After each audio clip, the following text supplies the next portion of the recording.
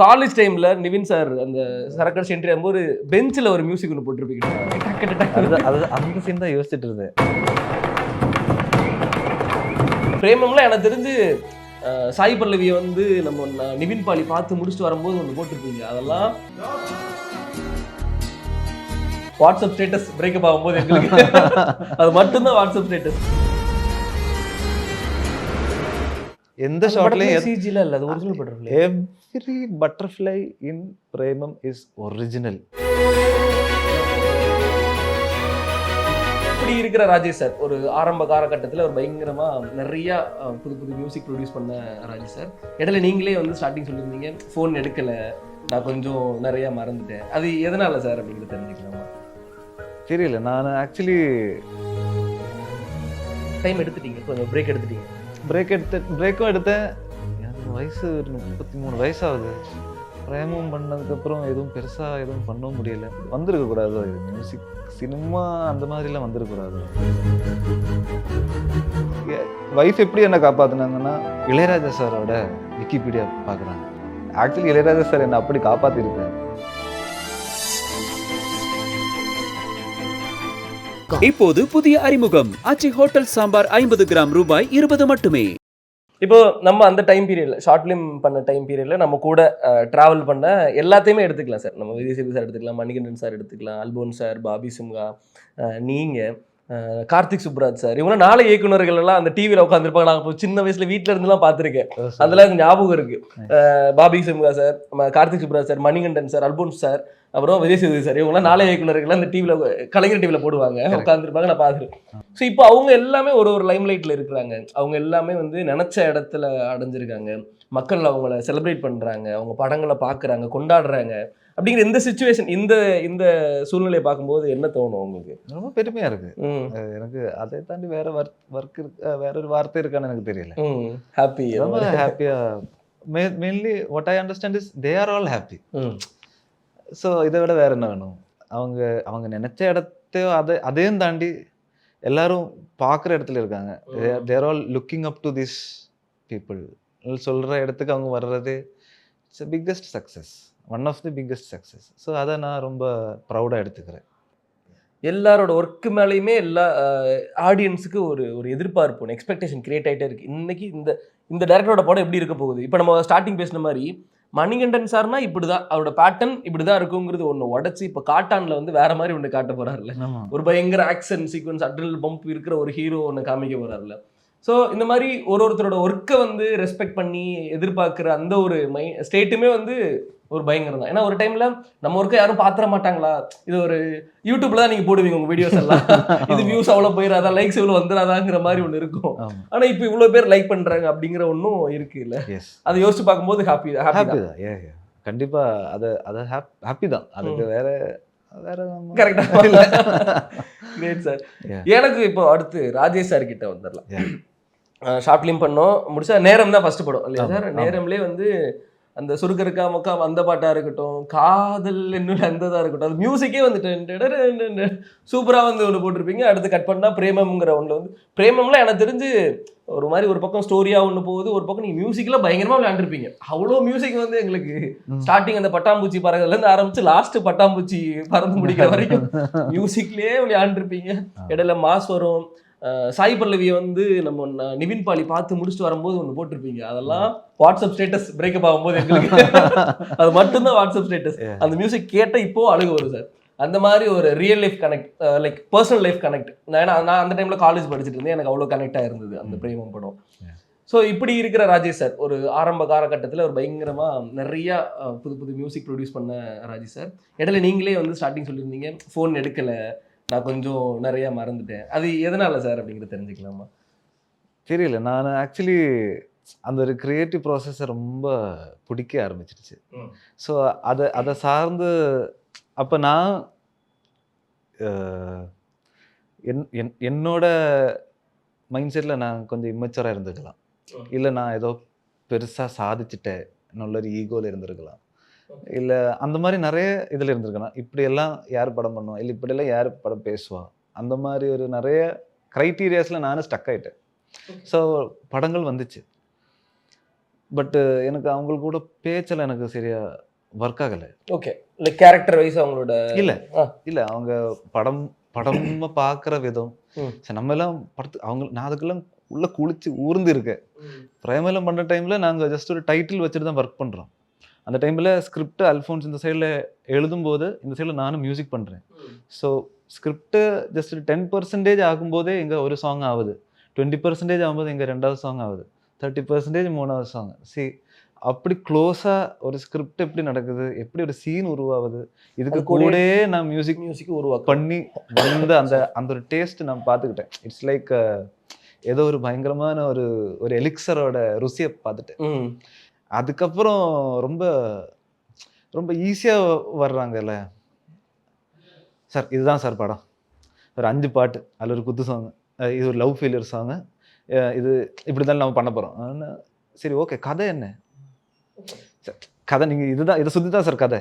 இவர் பெரிய ஆள், இவர் இப்படி, அவங்க இப்படி, இவங்க இப்படி, கடைசி இவங்க என்ன தான் கதை. அரே நான் கேட்குறது என்ன கதை என்ன, யார் இவர் என்ன ட்ராவல், என்ன மூடு, என்ன ஃபீல், என்ன மூடு. அதையும் தாண்டி இப்போ நம்ம இந்த படம் எதுக்கு எடுக்கிறோம், இது யார் பார்க்கணும் இந்த படம், இது ஆளுக்கு பார்த்ததுக்கப்புறம் அவங்க என்ன சொல்லணும், அவங்களுக்கு இது எப்படி தாக்கணும், அட்லீஸ்ட் தியேட்டர் விட்டு போகும்போது அவங்க என்ன சொல்லணும். ஸோ இந்த மாதிரி கொஸ்டின்ஸ் அண்ட் இந்த மாதிரி டிஸ்கஷன்ஸ் நான் எதிர்பார்க்கிறேன்னுள்ளதான் என்னோட ஒரு ப்ராப்ளமாக இருந்துச்சுன்னு வச்சுக்கோங்க. அது ஒரு எக்ஸ்பெக்டாக இருந்துச்சு, அது ஒரு எக்ஸ்பெக்டேஷனாக இருந்துச்சு. ஸோ அது நிறைய இடத்துல நான் அப்படி டிசப்பாயிண்ட் தான் என்ன. ஏன்னா வந்த உடனே சார் உங்களோட கமர்ஷியல்ஸ் என்ன, அதெல்லாம் ஓகே. நான் எனக்கு I want to work in a good space. I want to ஒர்க்கை விட allow me to flower, allow me to bloom. அதுவும் இது உங்களோட படம் இல்லை, இது என்னோட படம் கூட. சரி கூட சேர்த்துக்கோங்க. இதில் எந்த பேச்சு இல்லாத கட்டத்துல எல்லாம் எனக்கு டைம் எடுத்துட்டீங்க, கொஞ்சம் பிரேக்கும் எடுத்தேன். அது இப்படி எனக்கு படம் பண்ண வேணாம் ஒரு ஃபீலிங் வந்துடுச்சு. ஒவ்வொருத்தருக்கும் ஒவ்வொரு விமர்சனம் இருக்கிற போல போக போக எனக்கும் ரியலைஸ் பண்ண ஆரம்பித்தேன். இதெல்லாம் நான் மற்றவங்க கிட்ட இருந்து நான் எக்ஸ்பெக்ட் பண்ணுற விஷயங்கள், அது என்னோட தப்பு தான். ஆக்சுவலி என்ன பிளாட்ஃபார்ம் கிடைச்சாலும் நான் சரியான மியூசிக் பண்ணி தான் ஆகணும். ஸோ அந்த ஒரு கட்டத்துக்கு அந்த ஒரு புரிதலுக்கு எனக்கு ரொம்ப டைம் ஆச்சு. அது வரைக்கும் நான் ஒரு டைமில் நான் இந்த மாதிரி இவங்களெல்லாம் நான் யாரையும் மதிக்கிறதா ஒரு ஐடியாவே இல்லாமல் ஆயிடுச்சு. நானே ஒரு குக்குள்ள போயிட்டேன். நானாச்சு மியூசிக் ஆச்சு, எனக்கு தெரிஞ்ச கொஞ்சம் ஃப்ரெண்ட்ஸ் ஆச்சு.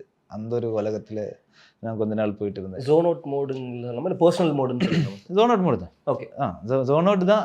அதுவே புரியறதுக்கு டைம் ஆச்சு. ஜோன் அவுட் தான். நான் அதெல்லாம் தாண்டி 1-2 ஒர்க்கு அப்பவும் நான் ரொம்ப பர்சனலாக ஒர்க் பண்ணணும்னு ரொம்ப ஆசைப்பட்டு இருக்கேன். அப்போ ரொம்ப பர்சனலாக ஃபீல் பண்ணுற கிரியேட்டர்ஸ் கூட மட்டும்தான் எனக்கு ஒர்க் பண்ண முடிஞ்சிச்சு. ஸோ அதில் ஒன்று அனீஷ் சசி, ஐவி சசி சாரோட பையன். அண்ட் அதையும் தாண்டி is a very good friend. நான் இந்த நின்னிலான்னு ஒரு படம் தெலுங்குல பண்ணியிருந்தோம். ஸோ எனக்கு அந்த மாதிரி ரொம்ப பர்சனலாக இருக்கவங்க மட்டும் நான் ஒர்க் பண்ண ஆரம்பித்தேன். ஒரு டைமில் தான் எனக்கு அது புரிஞ்சிச்சு. அது என்னோட கம்ஃபர்ட் ஜோனில் யாரும் வளர்ந்த சரித்திரம் இல்லை. ஸோ அப்படியெல்லாம் நான் புரிஞ்சு வந்த உடனே கொரோனாவும் வந்துடுச்சு. ஓகே, அதுக்குள்ள ஒரு 4-5-6 இயர்ஸ் போயிடுச்சா, பயங்கர ஃபாஸ்ட்டாக போயிடுச்சு. இன்ஃபேக்ட் நான் என் ஒய்ஃப் கூட ரொம்ப இது ஒரு பர்சனலான ஒரு டைம். நான் ஒய்ஃப் கூட பேசும்போது நம்ம ஏதோ தப்பான வழியில தான் வந்துட்டோமோ, அதாவது சின்ன டீவியேஷன், பட் வேற எங்கேயோ வந்து சேர்ந்துட்டோமோ. எனக்கு வயசு 33 வயசாகுது. பிரேமம் பண்ணதுக்கப்புறம் எதுவும் பெருசாக எதுவும் பண்ணவும் முடியல. பட் நல்ல கிரியேட்டர்ஸ் வந்துட்டு போயிருக்காங்க. ஆக்சுவலி அவங்க தான் அந்த டைமில் என்ன காப்பாற்றினாங்க. இன்னவே அதாவது நான் ரொம்ப லாக்கில் இருந்தேன். லைக் இது வந்துருக்கக்கூடாதோ, இது மியூசிக் சினிமா அந்த மாதிரிலாம் வந்துருக்கக்கூடாதோ. ஒய்ஃப் எப்படி என்ன காப்பாற்றினாங்கன்னா, கரெக்டாக அவங்க விக்கிபீடியா அப்போ தான் தேடுறாங்க. சும்மா பார்த்துட்டு இளையராஜா சாரோட விக்கிபீடியா பார்க்குறாங்க. பார்க்கும்போது தான் தெரியுது 19 some year அன்னக்கிளி ஃபஸ்ட்டு படம் அவங்க எந்த இயரில் பண்ணியிருக்காங்க, அவரோட வயசு என்ன அப்போது இவர் 33 வயசுல தான் ஃபஸ்ட்டு படமே பண்ணியிருக்காரு. 33 தான். அவரோட 33 இயர்ஸில் தான் ஹிஸ் ஃபர்ஸ்ட் மூவி. அதுக்கப்புறம் அவர் சாதிச்சது இட்ஸ் லைக் அந்த டைமில் ஆமாம் இருக்குது. அந்த டைமில் நான் ஒரு 32-33 இயர்ஸில் இருக்கிற எனக்கு I shouldn't feel bad. Actually என் லைஃப் அப்போ தான் ஸ்டார்ட் ஆகுது. ஆக்சுவலி இளையராஜா சார் என்னை அப்படி காப்பாற்றிருக்காரு. அந்த மாதிரி ஹோப் எல்லாம் விடாது. 33 வயசான என்ன artist, if art likes you it will stay with you.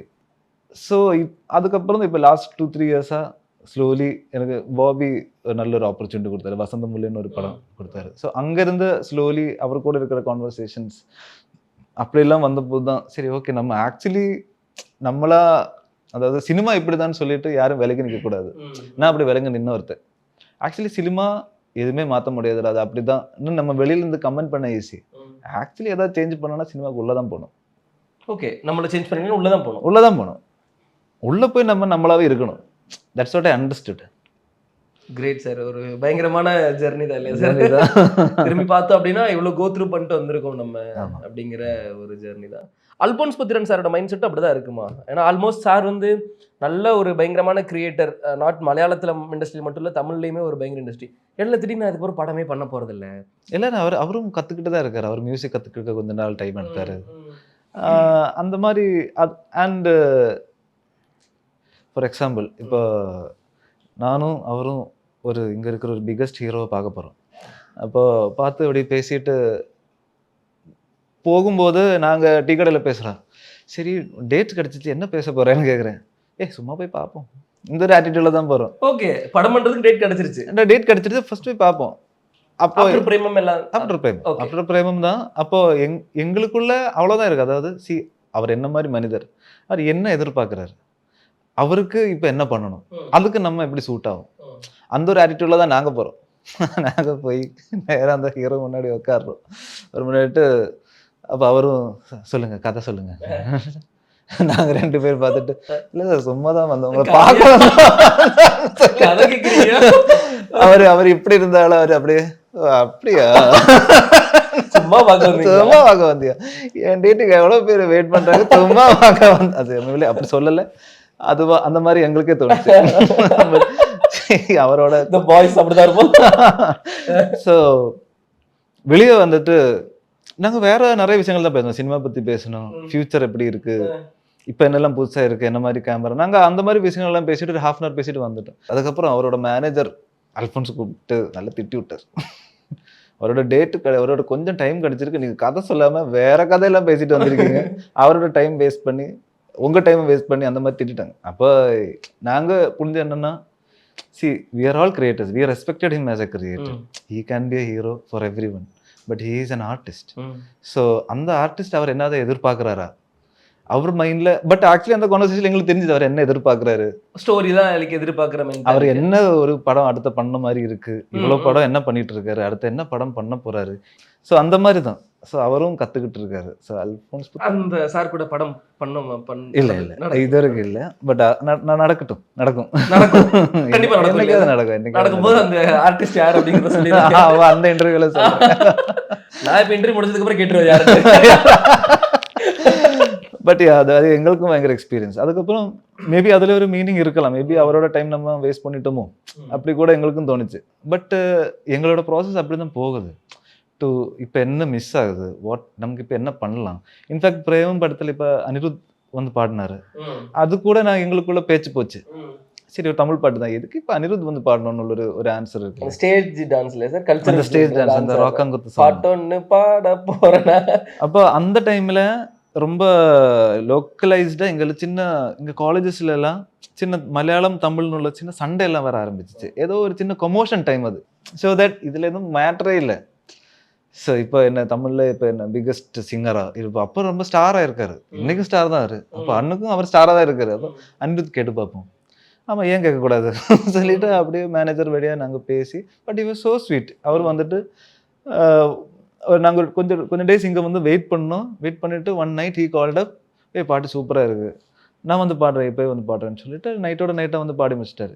That's all, it's that easy. So maybe அப்படியெல்லாம் யோசிக்கும் போது தான் நிறைய விஷயங்கள் நடக்குது, நிறைய விஷயங்கள் மாறுது எங்களுக்குள்ளேயும். அது யாரையாவது தாக்கம் இல்லை. ஒரு மலையாள படத்தில் அனிருத் படிக்க பரவாயில்லையா, but after so many ages இருந்தாலும் அது அப்படியே தானே இருக்க போகுது. மலையாள படத்தில் அனிருத் பாடியிருக்காரு ஃபர்ஸ்ட் பாட்டு, பரவாயில்லையே. ஸோ ஐ திங்க் அந்த மாதிரி இதுவும் இருக்குது. சொசைட்டிக்கு நம்ம எப்படி இருக்கணும், ஆளுங்க எப்படி எடுத்துகிட்டு பார்க்காங்க, அவங்களுக்கு என்ன தேவை அப்படின்னு நம்மளை யோசிக்கிறோம். ப்ரீ பிளான்டு ப்ராப்பராக இதுதான் பண்ண போகிறோங்கிற ஒரு ஐடியாலஜி இருக்குது. ஆனால் அப்படி இருந்தாலும் அதில் நிறைய ஸ்பேஸ் கொடுப்பாரு. Okay, let it fall. ஒன்றும் வேணாம். ஃபார் எக்ஸாம்பிள் இப்போ இப்போ இப்போ பிரேமத்துல கடைசி ஷாட் இருக்குல்ல, நிவினும் மடோனா நடந்து வருவாங்க, ஜார்ஜ் அண்ட் செலின் நடந்து வருவாங்க, அந்த பாலத்துல ஒரு பட்டர்ஃப்ளை போகுது. See, we all trust. He also believes that something will happen. எந்த ஷாட்லயும் சிஜில இல்ல, அது original butterfly. every butterfly in Premam is original. நான் நிறைய இடத்துல என்ன சொல்ல ட்ரை பண்றேன், every butterfly is original. Sir நாங்க சிஜி நினைச்சிட்டு No CG. So that is the geniusness of Alphonse. He let it happen. அதை வச்சு இவர் கதை உருவாக்குனாரு. ஜஸ்ட் இமேஜின், அதுக்கு ஒரு ஷார்ட்ல போட்ட உடனே அது கதையா அது ஃபில் ஆயிடுச்சு. Just like that. ஸோ கதை இருக்கு, பட் அதுல எப்பவுமே ஒரு ஸ்பேஸ் விடுவாங்க.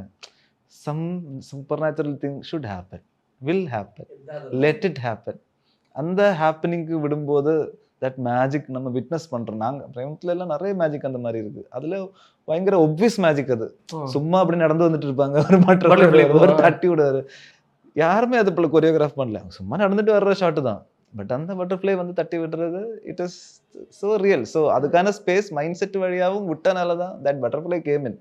That is the magic of this genius person. Great sir. என்ன மைண்ட் செட் இருந்துச்சு? ஏன்னா சென்னையில் மட்டும் 365 1 இயருக்கு மேலே போயிட்டு இருந்தது பிரேமம். அந்த டைமில் அவ்வளோ ஒரு டாக் ஆஃப் த டவுன் அப்படிங்கிற பட்சத்தில் நல்லா காலத்துக்கிட்டு இந்த பாய்ஸ் சம்பவம் பண்ண பாய்ஸாக நீங்களாம் இருக்கீங்கல்ல, என்ன யோசிச்சுக்கிட்டீங்க, என்ன பேசிக்கிட்டீங்க? நல்ல ஒரு படம் பண்ணணும் தான். எங்களுக்கு பிடிக்காத எதுவுமே இருக்கக்கூடாது. நாங்கள் அதனால அவ்வளோ ரிஃபைன் பண்ணியிருக்கோம்.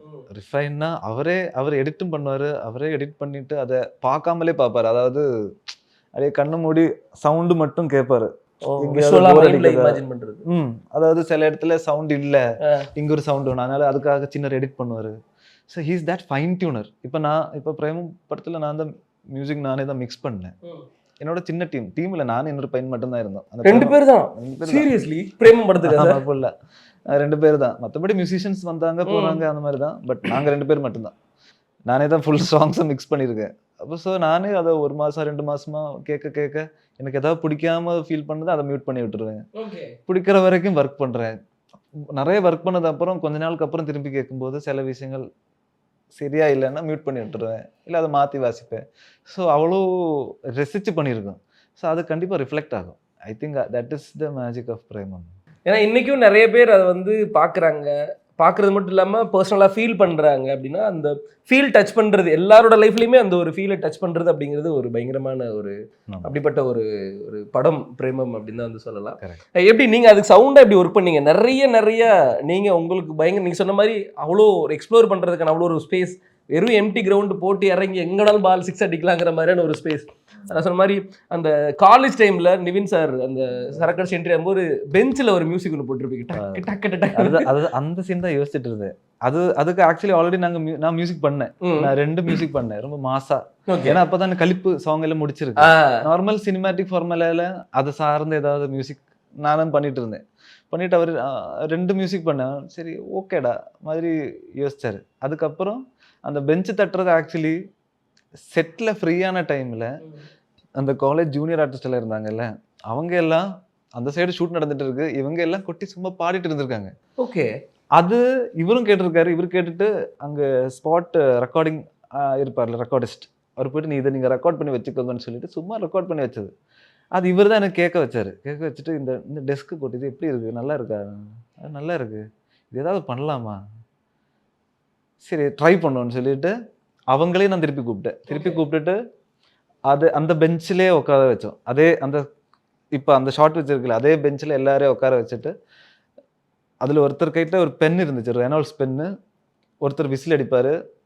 எல்லாரும் அதாவது உட்கார வச்சுட்டு நீங்கள் இனி என்ன வேணாலும் கொட்டுங்கன்னு சொல்லிட்டு நாங்கள் எல்லாம் மைக்கப் பண்ணிட்டோம். ஓகே, எல்லாருக்கும் மைக்கப் பண்ணிட்டு அவங்க ஒரு 1/2 an hour அவங்களுக்கு பிடிச்ச மாதிரி அவங்க ஜாலியாக அடிச்சுக்கிட்டு அதே திங்ஸ் நாங்கள் வாசிக்க வச்சோம். மற்றதும் அவங்களோட இம்ப்ரவைஸ் பண்ணலான்னு சொல்லிட்டு எல்லாம் வாசித்து வச்சுட்டோம்.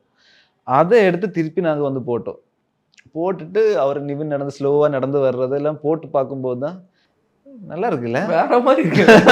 பரவாயில்லையே. ஆக்சுவலி அப்போதான் எனக்கு அந்த சீனோட மாஸ் என்னன்னா, இவர் உள்ள வரும்போது அந்த மியூசிக் அப்படி நிற்கும், எல்லாரும் அப்படி நிறுத்துவாங்க. Actually that is the mass point. அதை பார்த்தப்பதான் தெரிஞ்சிச்சு, இது நல்லா இருக்கு, சூப்பரா இருக்கு, இங்க கொட்டுறாங்க, அவர் வந்துட்டே இருக்காரு, கரெக்டா வந்தோடனே இவங்க நிப்பாட்டுறாங்க, அப்ப எல்லாரும் பயப்படுறாங்க, இதுதானே மாசு. அதுதான் மாசு. ஸோ அது அந்த ஒரு ஸ்பேஸ் பாத்தீங்களா. ஸோ தட் மேஜிக் நம்ம இதுதான் பண்ணுறோம், இது இது இப்படியே போதும் அதில் இல்லாமல் இப்படி ஒன்று போட்டு பாரு என்ன பண்ணும்போது that thing ரெண்டு பேருக்கு ரியலைஸ் ஆகுது, this is the best thing. அப்படியே வைப்போம், this is nice, நல்லா இருக்கு. Maybe that space he keeps always. ஏன் நான் இது பர்டிகுலர் கேட்டேன்னா, ஏன்னா அப்படி ஒரு சவுண்ட் வந்து அஃப்கோர்ஸ் நம்ம ஸ்கூல் படிக்கும்போது காலேஜ் படிக்கும்போது நம்ம சும்மா போர் அடிக்கிற டைம்ல தட்டிட்டு இருப்போம். அது திடீர்னு அந்த சவுண்டை வந்து படத்துல பார்க்கும்போது இது நம்ம அப்படி ஒரு கனெக்ட் வந்து கிடைச்சதுதான் அந்த பெஞ்ச் மியூசிக் அப்படி ஒன்று. ஸோ அதுக்கு முன்னாடி இவ்வளோ ஒரு ஸ்டோரி இருக்குங்கிறது. நாங்களே என்னோட ஒரு மைக்கு, அப்புறம் ரெக்கார்டிங் இன்ஜினியர்ஸ், அவங்க sound designers Vishnu and Shankar. அப்போ சங்கர் தான் மெயினாக வந்து ரெக்கார்ட் பண்ணாரு. பட் நான் எல்லாருக்கும் தெரிஞ்சிச்சு இதான் பண்ண போகிறோம், நாங்கள் ஒரு 5-6 பேர் செட்டாக போகிறோம், அவங்க நிறைய பேர் ஆர்டிஸ்ட் இருக்காங்க, அவங்க எல்லாம் வாசிச்சு நாங்களே ரெக்கார்ட் பண்ணி எடுத்தோம். அதே ரூமில் அந்த கேட்குற அந்த டெஸ்க் அந்த ரூமில் கொட்டுற மாதிரி அந்த ரிவர்ப் எல்லாம் அந்த ரூம் தான். ஓகே, அந்த காலேஜ் கிளாஸ் ரூம் தான். ஓகே, அதே ரிட்டைன் பண்ணோம். கிரேட். ஷார்ட் டிவிஷன்ஸுமே பயங்கரமா இருக்கும். அந்த ஒரு சின்ன ஒரு ஆர்ச் கேப் மாதிரி இருக்கும், அதில் 1 by 1 வந்து கிராஸ் ஆகி சூப்பராக இருக்கும். வேட்டியை மடிச்சு கட்டுறது அதெல்லாம் செமையா இருக்கும். அவரோட மேஜிக் தான். கிரேட். அப்புறம் இன்னொன்று, அந்த மலரை பார்த்துட்டு வெளியில வரும்போது அழுகும்போது அந்த வர்ற மியூசிக், அது ரொம்ப பர்சனல் ஹிட் சார். ரொம்ப ஹிட் ஆகுது சார். அதோட ப்ராசஸ் பத்தி சொல்லுங்களேன். அது அது அப்ப என் மைண்ட்ல என்னன்னா, நல்லா வயலினை போட்டு தேய்ச்சிருப்பீங்க. அது கோவிந்தோட மேஜிக் தான். கோவிந்த் சார் அதுல அப்ப மத்த பெட் எல்லாம் நான் வச்சுக்கிட்டேன், மத்த எல்லாம் கம்போஸ் பண்ணிக்கிட்டேன். இதுக்கு மேல ஒரு டியூன் நான் அப்படி யோசிக்கல. பட் இவர் வாசிச்சா நல்லா இருக்கும், எனக்கு எந்த டியூன் என் மைண்ட்ல. அப்ப தாய்குடம் பிரிட்ஜ் அவர் தாய்குடம் அந்த டைம்ல இல்ல. அப்ப அவரோட வயலின் பெர்ஃபார்மன்ஸ்ல நான் பாக்குறேன். அப்பதான் ஃபர்ஸ்ட் டைமே நான் அவரை மீட் பண்றேன். ஓகே, இவர் ஏதோ வாசிச்சா நல்லா இருக்கும், எனக்கு ஒரு ஃபீலிங். அப்போ ஃபர்ஸ்ட் பெட் பண்ணிட்டோம். அப்ப என்னோட மைண்ட்ல ஒரு ஸ்டோரி வேற மாதிரி. அதாவது இப்போ நிவின்க்கு, இப்போ ஜார்ஜுக்கு மலர் டீச்சரு ஒரு ஆசை இருக்கும் இல்லை, ஒரு வாட்டியாவது அந்த ஞாபகம் வந்துடாதா, அதுதான் என்னோட கான்டெக்ட். எல்லாமே இவர் சோகமாக இருக்காரு, இல்லை ஒரு வாட்டியாவது வந்துடுமா, ஏன் வரல, ஏன் அந்த மாதிரி ஒரு கொஸ்டின் தான். ஸோ அதுக்காக மியூசிக் தான் நான் பண்ணேன். அதுக்கப்புறம் கோவிந்த் வர்றாரு, அவர் ஒரு வேறு மாதிரி ஒரு வர இப்போவும் அப்படி தான் கீப்பப் பண்ணுறான்னு நினைக்கிறேன். பார்த்து ரொம்ப நாள் ஆச்சு. பட் அப்போ வரும்போது ஸ்டுடியோவில் வந்து பாட்டு 2 வாட்டி இந்த மியூசிக் ஸ்கோர் ஃபுல்லாக 2 வாட்டி கேட்டார். கேட்டுட்டு நான் சீன் ஃபுல்லாக சொன்னேன், இப்படி தான் நடக்குது, பட் நான் இன்னொரு ஸ்டோரி சொல்கிறேன். அதுக்கப்புறம் அவர் ஸ்டுடியோவுக்கு உள்ளே போய் அவர் வாசிக்க ஆரம்பிச்சதுலேருந்து the whole studio went to a zone. எனக்கு இப்போ நல்ல ஞாபகம் இருக்குது, எல்லோரும் பயங்கர சைலண்ட், ரொம்ப ஸ்லோவாக பேச ஆரம்பிச்சிட்டாங்க. எல்லாருக்கும் அந்த ஒரு வெயிட் ஃபீல் ஆகுது, ஏதோ ரொம்ப அன்கம்ஃபர்டபுளான ஒரு வெயிட்டு. அது he is bringing it. அவ்வளோதான், எங்களுக்குள்ள பேச்சு ஒரு 15 to 20 மினிட்ஸ் தான் அந்த ரெக்கார்டிங்கு. அதுக்குள்ளே அவர் மேஜிக் பண்ணி விட்டு போயிட்டாரு. அதில் சுப்பர்னில் சர்க்கார்னு ஒருத்தர் தான் மவுத் ஆர்கன் வாசிக்கிறார். Okay, so he is a child prodigy. அப்புறம் அவர் வரும்போது 12 வயசு தான், அவர் வெஸ்ட் பெங்கால்ல இருந்து வர்றாரு. இப்போ மலர் டீச்சர் கடைசி வருவாங்க, மலர் டீச்சர் கடைசி வந்துட்டு பார்த்துட்டு திரும்பி போவாங்கல்ல கல்யாண அந்த டைம்ல எல்லாம் இந்த இவரோட மவுத் ஆர்கன் தான் இருக்கும். பிகினிங்ல இந்த அனுபமா காட்டும் போது அங்கெல்லாம் இவரோட மவுத் ஆர்கன் பீஸ் இருக்கும். சர்ச்சில் ஒரு சவுண்ட் வரும், சர்ச்சில் வரும், சின்ன ஸ்கோர்ல வரும், அங்கங்க இருக்கு. அந்த டியூஷன் முடிச்சிட்டு கீழ வரும்போது அந்த சோடா எல்லாம் மேக் அங்க வரும். எக்ஸாக்ட்லி. மோர் தென் தட் எனக்கு புரிஞ்சது என்னன்னா, 2 விஷயம் புரிஞ்சது என்னன்னா, எனக்கு இவர்கிட்ட லவ் சொல்ல முடியல. லவ் ஃபர்ஸ்ட் லவ் 12 வயசு பையன் என்ன சொல்லுவேன். அண்ட் மோர் தென் தட் எனக்கு ஹிந்தி பாதி தான் வரும். ஓகே, அவருக்கு ஹிந்தி ஃபுல்லாக தெரியாது, அவருக்கும் ஹிந்தி பாதி தான் வரும். பட் எங்களுக்குள்ள நாங்கள் ஒரு 5 days உட்காந்து ரெக்கார்ட் பண்ணோம். அந்த 12 years old கிட்ட 12 years old கிட்ட அவர்கிட்ட நான் கதை சொல்லும்போது, இந்த பொண்ணு போயிடுச்சு இல்லை அப்படியெல்லாம் இல்லாமல் உங்ககிட்ட இருந்து உனக்கு ஒரு கேண்டி கொடுத்தாங்க, அந்த கேண்டி யாரும் எடுத்துட்டு போயிட்டாங்க, வருத்தம் இருக்கும்ல, அந்த வருத்தம் தான் இது சொல்லி ஓகே. நிறைய மேஜிக் உள்ள போட்டிருக்கீங்க சார், எக்கச்சக்கமா நீங்க போட்டிருக்கீங்க. பட்டர்ஃப்ளை இப்ப யோசிச்சேன், இப்ப இந்த கோவிந்த் வசந்தரோட வயலின் வந்துச்சு, இப்ப சின்ன பையனோட அந்த மவுத்தார்கனோட வந்துச்சு, என்னென்ன மேஜிக்லாம் வந்தது, எல்லாமே மேஜிக் தான். ஸோ அந்த ஸ்பேஸ் கடைசி வரைக்கும் கொடுத்துருந்தேன். ஆக்சுவலி அதோட ஃபுல் கிரெடிட்ஸ் அன்வர் ரஷீத் அவர் தான். அந்த மாதிரி ப்ரொடியூசர் இருந்தனால தான் அவர் அந்த விஷன் பார்த்தாரு.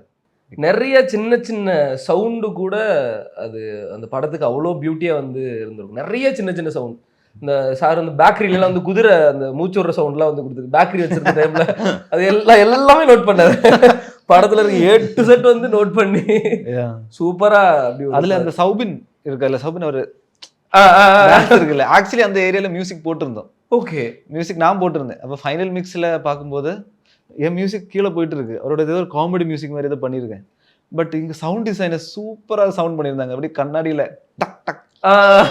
டக் டக் சவுண்ட் இது அப்படியே வை, மியூசிக் மியூட் பண்ணு, இது நல்லா இருக்கு சொல்லிட்டு. ஸோ ஐ திங்க் அந்த மாதிரி சௌபின் சார் சொன்னதும் ஞாபகம் வருது. பிடி ஸ்கூல் டீச்சரா வந்து இருப்பாரு, அவரு மலர் டீச்சருக்கு ஸ்கோர் பண்ணிட்டு இருப்பாரு. இப்ப அவரும் ஒரு பயங்கரமான ஒரு ஆக்டர் அப்படிங்கிற, ப்ரொடியூசர் ஆக்டர் அப்படிங்கிற ஒரு இது. ஸோ நிறைய மெமரிஸ் இருக்கு இல்லையா சார் பிரேமம்? நெக்ஸ்ட் எப்போ எதிர்பார்க்கலாம் பிரேமம் மாதிரி ஒரு, நீங்க அல்போன் சார் எப்போ திருப்பி தெரியல எல்லாம் பண்ண போறீங்க? எல்லா ஸ்பேஸ் விட்டுருக்கோம். ஒரு சின்ன பிரீத்திங் ஸ்பேஸ் தான், வேற எதுவுமே கிடையாது. அதான் வரும், கரெக்டா வரும். வரும்போது நான் எனக்கு தெரிஞ்சு எல்லாரும் அந்த ஒரு பழைய மேஜிக் பண்றதுக்கான அந்த ஒரு ஃப்ரீ மைண்டோட எல்லாரும் வந்தாதான் ஒர்க் ஆகும். ஆமா, இப்போ இன்னைக்கு நிவின் பாலி அப்படிங்கிற ஒரு பயங்கரமான ஒரு சூப்பர் ஸ்டார் மலையாளம் இண்டஸ்ட்ரி. திருப்பி நீங்க அல்போன் சார், நிவின் சார், இவங்கெல்லாம் possible, Anupama ma'am, Madonna ma'am, Sai Pallavi ma'am. இன்னைக்கு சாய் பல்லவி மேம் ஒரு சூப்பர் ஸ்டார், லைக் சவுத் இந்தியாலே வந்து ஒரு பிக்கெஸ்ட் ஆக்ட்ரஸ் அப்படிங்கிற ஒரு ஸ்டார்டம் இருக்கிற. ஏன்னா அவங்களுக்கு அதான் ஃபர்ஸ்ட் படம், பிரேமம் தான் ஃபர்ஸ்ட் படம், அனுபமா மேம்க்கு ஃபர்ஸ்ட் படம் அது, மடோனா செபஸ்டினுக்கு அது. அப்படிங்கிற பட்சத்துல இமேஜின் பண்ண முடியல, இமேஜின் பண்ணா எப்படி இருக்கும் அப்படிங்கறது தெரியல. பட் ஹோப்ஃபுல்லி அது சீக்கிரம் நடக்கணும்னு கேட்டுக்கிறேன் சார். ஸோ ஆஃப்டர் தட் எனக்கு தெரிஞ்சு இந்த ப்ராஜெக்ட்ல முடிஞ்சதும் படக்களம் ஒரு பயங்கரமான ஒரு லைக் ராஜேஷ் சாருக்கு ஒரு கம்பேக்குன்னு சொல்லலாம் இல்லை சார்? படக்களம் அது ஒரு இண்டஸ்ட்ரியல் ஹிட் படமாவுமே, ஒரு பயங்கரமான ஹிட், ஒரு ஜான்ராமே ஒரு நியூ ஜான்ரா எக்ஸ்ப்ளோர் பண்ண, ஒரு ஃபேண்டசி அப்படிங்கிற ஒரு ஜான்ராக்குள்ள போயிட்டு மியூசிக்காவுமே பயங்கரமா வந்து எக்ஸ்ப்ளோர் பண்ணியிருப்பீங்க இல்லையா சார்? அது அந்த டைரக்டர் தான் ஃபுல் கிரெடிட்ஸ். அவரே என்ன ஃப்ரீயா விட்டாரு. ஓகே. அண்ட் அவர் ஆல்ரெடி ரொம்ப கிளியரா இருந்தார், நம்ம இதுதான் பண்றோம், இதை தாண்டி அந்த சைடு எங்கும் போக வேணாம். ஆல்ரெடி அங்கே சோல் ஸ்வாப்பிங் அதெல்லாம் நடக்குது, ஆடியன்ஸ் கன்ஃபியூஸ் ஆகாம பார்த்துக்கணும். அதுக்கு நீங்க என்ன பண்ண போறீங்க, அதுக்கு தேவையான மியூசிக். ஸோ அவரும் ஃப்ரீயாக விட்டார். எனக்கு தெரிஞ்சு அவர் ஆக்சுவலி அந்த டேரக்டர் ரொம்ப கிளியராக இருந்தார், இதுதான் நான் பண்ண போகிறேன், ஆடியன்ஸ் இப்படி தான் இந்த படத்தை ஏற்றுக்க போகிறாங்க, இதுக்கப்புறம் ஆடியன்ஸ் இந்த படத்தை பற்றி எப்படி சொல்ல போகிறாங்கன்னு உள்ளதெல்லாம் ஆல்ரெடி யோசித்து பண்ண கதை. அதில் நான் ஒரு பார்ட்டான மாதிரி தான் இருந்துச்சு. So I just fulfilled what ever he liked. இப்போது புதிய அறிமுகம் ஆச்சி ஹோட்டல் சாம்பார் 50 கிராம் ரூபாய் 20 மட்டுமே.